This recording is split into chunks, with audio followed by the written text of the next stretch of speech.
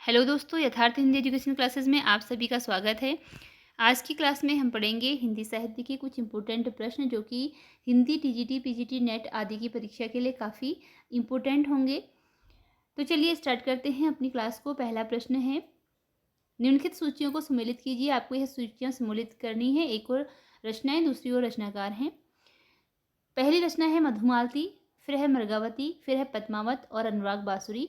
आपको बताना है कि इसमें किसकी रचना किसने करी है।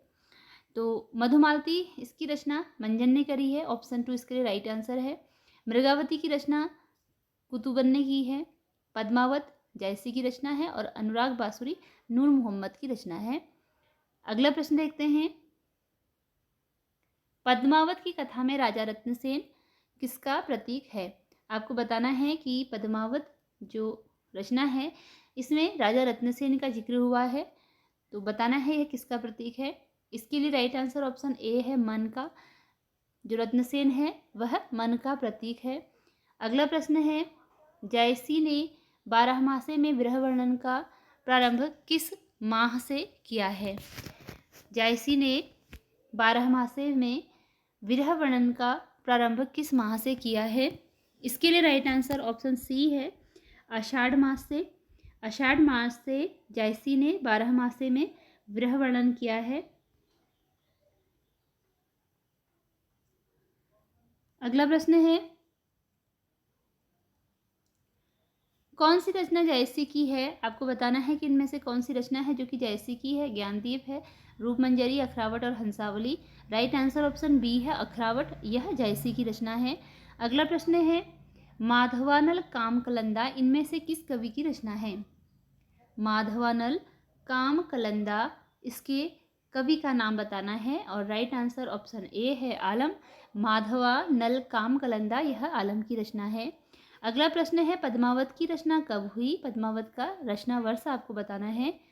राइट आंसर ऑप्शन बी है, 1540। पद्मावत की रचना जो है वह 1540 ईस्वी में हुई है। अगला प्रश्न है, सिंहल द्वीप के उस राजा का क्या नाम था जिसकी पुत्री राजकुमारी पद्मावती थी। सिंहल द्वीप के उस राजा का नाम जिसकी पुत्री राजकुमारी पद्मावती थी।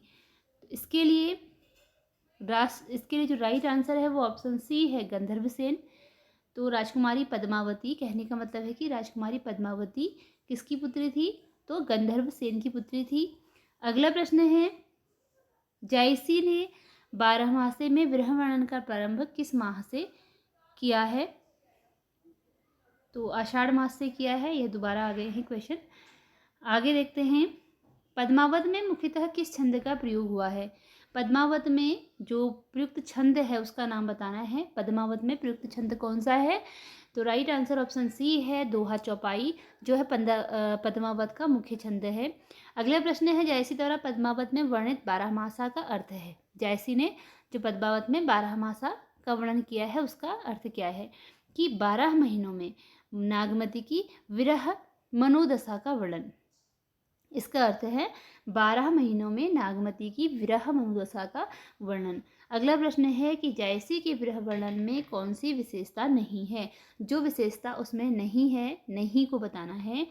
तो एक पक्षी प्रेम का चित्रण, यह उसकी विशेषता नहीं है, यानी कि उसने जायसी ने एक पक्षी प्रेम का वर्णन नहीं किया है। इसके अतिरिक्त फारसी काव्य का प्रभाव है, लोक संस्कृति का चित्रण है, विरह वर्णन की परंपरा का अनुसरण भी किया है, लेकिन एक पक्षी प्रेम का वर्णन उसमें नहीं है। एक पक्षी मतलब केवल एक ही ओर का प्रेम नहीं दिखाया गया है।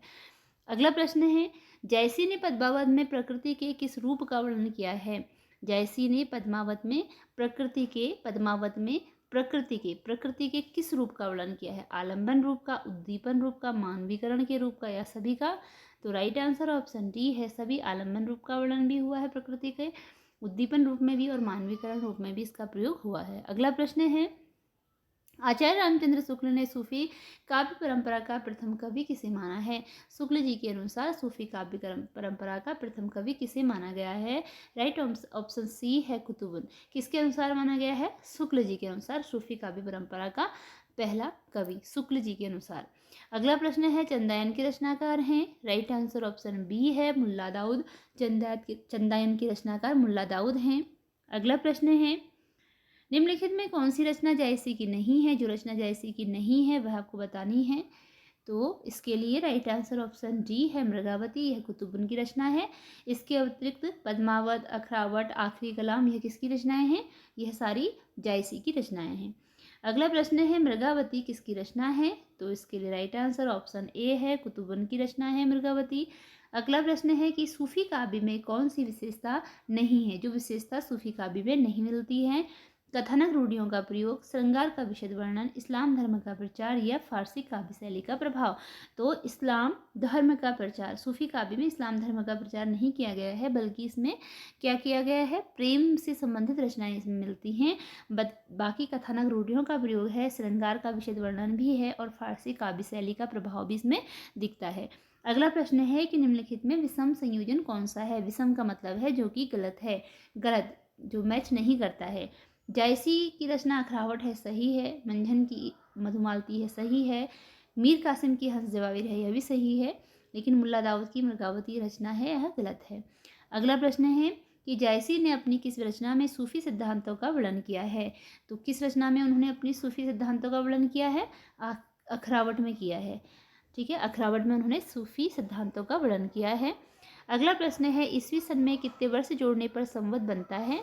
तो ईसवी सन में 57 वर्ष जोड़ने से संवत बनता है। ऑप्शन ए राइट आंसर है। अगला प्रश्न है, सगुण भक्ति आंदोलन का सूत्रपात कहाँ से हुआ? राइट आंसर ऑप्शन सी है, दक्षिण भारत।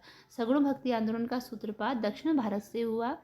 इसी के साथ ये क्लास हमारी यहीं पर एंड होती है। मिलते हैं अगली वीडियो में कुछ नए प्रश्नों के साथ। धन्यवाद।